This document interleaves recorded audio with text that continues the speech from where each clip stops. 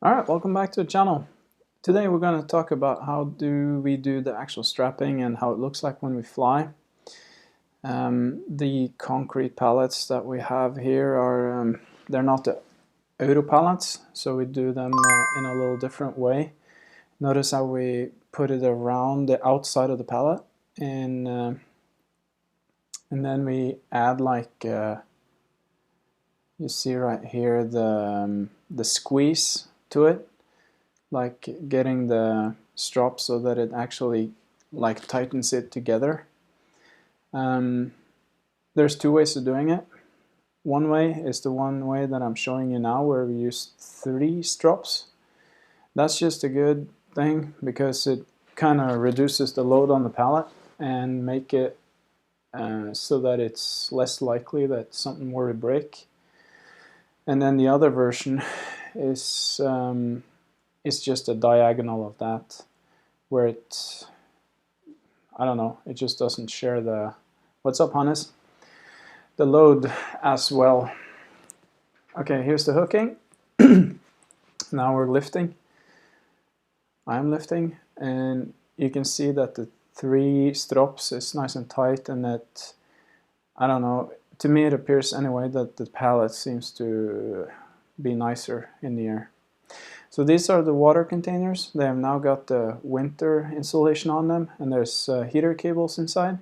So because the temperature now is dropping below 0, and these things, they fly really easily. They weigh about a ton to 1.1 ton.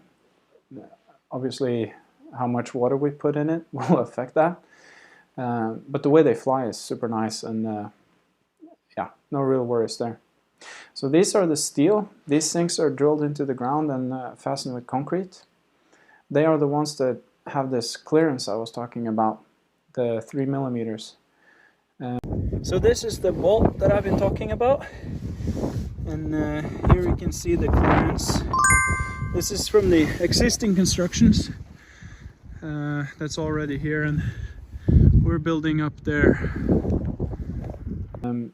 These bundles here, they average about half ton, like 500 kilograms, like something like that.